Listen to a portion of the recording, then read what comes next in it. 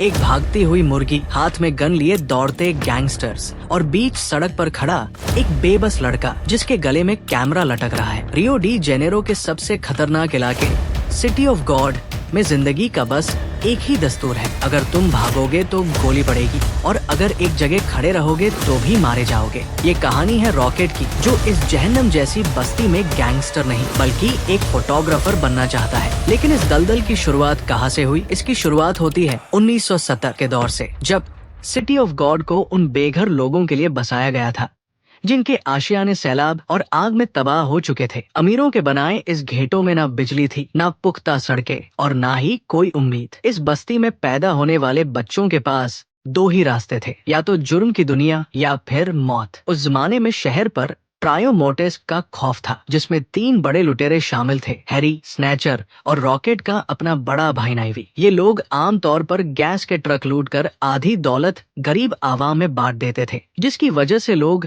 इन्हें अपना हीरो मानते थे। लेकिन इन तीनों के पीछे एक छोटा सा साया हमेशा घूमता रहता था, एक 8 साल का बच्चा जिसे सब किड कहते थे। किड के दिल में किसी के लिए कोई रहम नहीं था और उसकी आंखों में एक अजीब सा खूनी जुनून रहता था। ट्रायो मोर्टेस को लगता था कि किड बस एक बच्चा है जो उनकी तरह बनना चाहता है, मगर किड उनसे कहीं आगे की प्लानिंग कर रहा था। किड उन्हें एक बड़ा हाथ मारने के लिए कन्विंस करता है, एक आम गैस ट्रक के बजाय एक पॉश मोटल को लूटना जहां शहर के अमीर लोग अय्याशी करने आते थे। प्लान बिल्कुल सीधा और साफ था, मोटल के अंदर घुसकर पैसे छीनना और बिना किसी खून खराबे के वहां से निकल जाना। लेकिन किड को उन्होंने लूट का हिस्सा बनाने के बजाय बाहर लुकआउट पर खड़ा कर दिया और एक गन थमाकर कहा कि अगर पुलिस आए तो बस विंडो पर फायर करके अलर्ट कर देना। ट्रायो मोर्टेस अंदर घुसते हैं, मैनेजर और गेस्ट को बंदूक की नोक पर लूटना शुरू करते हैं। लूट कामयाब हो चुकी थी, बैग पैसों से भर चुका था, लेकिन अचानक से गोलियों की आवाज आती है। हैरी और उसके साथी समझते हैं कि पुलिस ने मोटल को घेर लिया है। पैनिक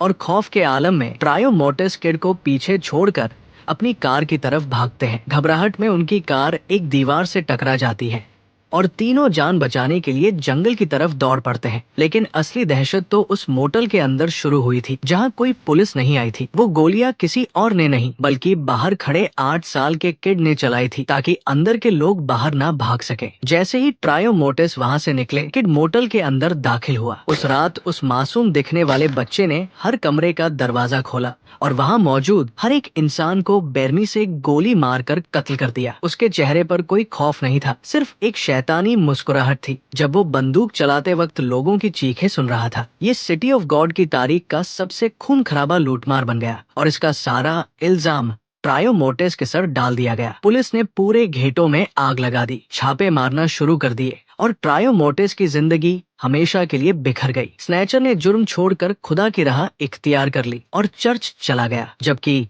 रॉकेट के भाई नाइवी को उसके बाप ने पकड़कर मछली बेचने के काम पर लगा दिया। हैरी अपनी माशूका बर्नीस के साथ एक पुरसुकून जिंदगी बिताने के ख्वाब देखने लगा। किड शहर से गायब हो चुका था। नाइवी ने कोशिश तो की एक शरीफ जिंदगी जीने की, लेकिन कहते हैं ना कि जुर्म की आदत खून में उतर जाए तो आसानी से नहीं छूटती। नाइवी का चक्कर बस्ती के एक खतरनाक शख्स शॉटी की बीवी के साथ चल रहा था। एक दिन शॉटी ने उन दोनों को रंगे हाथों पकड़ लिया। नाइवी वहां से नंगा भाग निकला, मगर शॉटी का गुस्सा पागलों जैसा था। उसने अपनी ही बीवी को जिंदा जमीन में दफन कर दिया, जिसकी वजह से अगले दिन पूरा इलाका कौप से भर गया। इसी हंगामे में हैरी वहां से अपनी माशूका के साथ भागने की कोशिश करता है, मगर किस्मत उसके साथ नहीं थी। हैरी की कार स्टार्ट नहीं होती, पुलिस उसे घेर लेती है और वही सड़क पर गोलियों से भून कर मार देती है। रॉकेट दूर खड़ा अपने भाई के दोस्त की लाश को देख रहा था और वहां मौजूद एक अखबार के फोटोग्राफर के कैमरे पर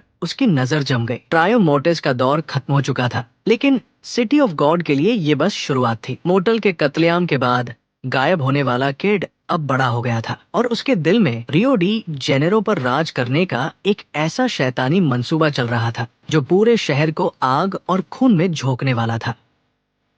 1970 का दौर शुरू हो चुका था और सिटी ऑफ गॉड की हवाओं में अब पेट्रोल और आग के बजाय नशे का धुआं फैल रहा था। रॉकेट अब 16 साल का हो चुका था और उसने अपनी जिंदगी का पहला सस्ता कैमरा खरीद लिया था। उसका ख्वाब सीधा और साफ था, अपनी क्रश एंजेलिका के साथ वक्त बिताना, बस्ती के दलदल से दूर रहना और एक प्रोफेशनल फोटोग्राफर बनना। मगर इस बस्ती में सीधी जिंदगी जीना सबसे मुश्किल काम था। वहाँ के नौजवान अब चोरी चकारी छोड़कर ड्रग्स के धंधे में घुस रहे थे। रॉकेट के बचपन का दोस्त ब्लैकी बस्ती के मशहूर हाइडआउट में ड्रग्स सप्लाई करता था, लेकिन इस हाइडआउट पर किसी और की नजर थी। एक ऐसा शख्स जो पिछले कई सालों से अंधेरों में अपना खौफ तैयार कर रहा था। मोटल के उस खौफनाक कत्लेआम के बाद 8 साल का वही किड अब बालिग हो चुका था। उसने और उसके बचपन के जिगरी दोस्त बेनी ने शहर के बाहर छोटी मोटी डकैती करके खूब पैसा कमाया। मगर किड की भूख सिर्फ चोरी से नहीं मिटने वाली थी। उसका मकसद था पूरे सिटी ऑफ गॉड का बादशाह बनना। उसने एक पुरानी तांत्रिक कल्ट से तावीज लिया, जिसने उसे ताकत का आशीर्वाद देते हुए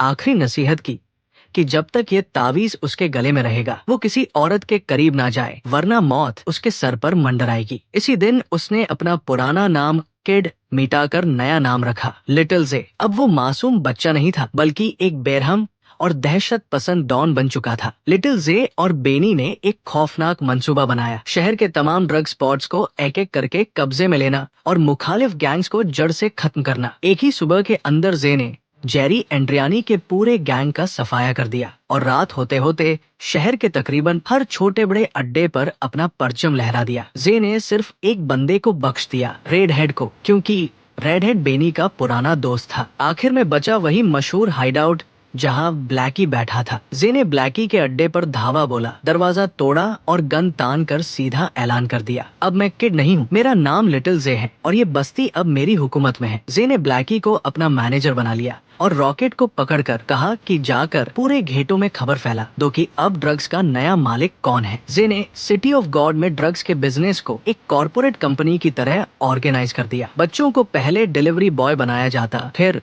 लुकआउट पर खड़ा किया जाता, उसके बाद डीलर और आखिर में मैनेजर। जे ने पुलिस को मोटी रिश्वत देकर उनका मुंह बंद कर दिया और बस्ती में आम लूटमार पर सख्ती से पाबंदी लगा दी, ताकि अमीर लोग बिना किसी खौफ के शहर से आकर ड्रग्स खरीद सके। बस्ती के आम लोग जे को अपना मसीहा समझने लगे, क्योंकि अब सड़कों पर चोरी बंद हो चुकी थी और एक अजीब सा अमन कायम हो गया था। लेकिन इस अमन के पीछे एक आग सुलग रही थी। लिटिल जे जितना गुस्सेवर, जालिम और बदसूरत था, उसका पार्टनर बेनी उतना ही स्टाइलिश, खुश मिजाज और पुरसुकून इंसान था। बेनी बस्ती का सबसे पॉपुलर गैंगस्टर बन गया, जो हर किसी की मदद करता था और आहिस्ता आहिस्ता बेनी ने एंजेलिका का दिल जीत लिया, वही लड़की जिसे रॉकेट दिल ही दिल में चाहता था। मगर इस जिल्लत और दहशत के दरमियान एक नया तूफान जन्म ले रहा था, जिसे रंस, छोटे बच्चों का गैंग कहा जाता था। ये बेसहारा और आवारा बच्चे जे के उसूलों की परवाह किए बगैर दुकानों और आम लोगों को लूट रहे थे। जे ने इन बच्चों को सबक सिखाने के लिए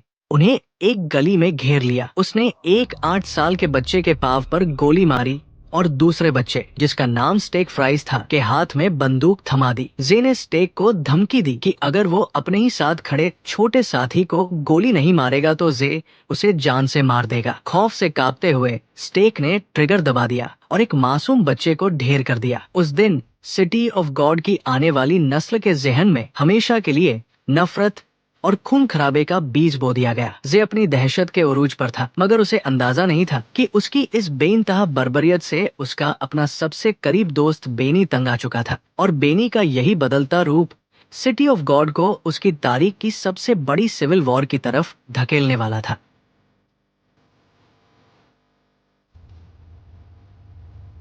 लिटिल जे का खौफ पूरी बस्ती पर छा चुका था, मगर उसकी इस खूनी सल्तनत की सबसे मजबूत दीवार अब गिरने वाली थी। बेनी, जो जे की ताकत का दिमाग और बस्ती का सबसे पसंदीदा गैंगस्टर था, अब इस घिनौनी दुनिया से तंग आ चुका था। वो एंजेलिका के इश्क में गिरफ्तार था और दोनों ने फैसला किया कि वो सिटी ऑफ गॉड की इस दलदल को हमेशा के लिए छोड़कर नई जिंदगी शुरू करेंगे। इस आखिरी रुखसत के लिए बेनी ने बस्ती की तारीख की सबसे बड़ी फेयरवेल पार्टी रखी। उस पार्टी में सांबा बज रहा था, लाइट्स चमक रही थी और शहर के सारे मुखालिफ गैंग्स, आम शहरी और यहाँ तक कि रॉकेट भी वहाँ मौजूद था। बेनी ने रॉकेट को उसका पसंदीदा कैमरा गिफ्ट किया ताकि वो अपने ख्वाब पूरे कर सके, लेकिन उस रात डिस्को लाइट्स के पीछे मौत खामोशी से मुस्कुरा रही थी। ब्लैकी, जिसे जे ने जलील करके उसकी ताकत छीन ली थी, अंधेरे में बदला लेने की आग में जल रहा था। उसने जे पर निशाना साधा और ट्रिगर दबा दिया, लेकिन गोली जे के बजाय सीधी जाकर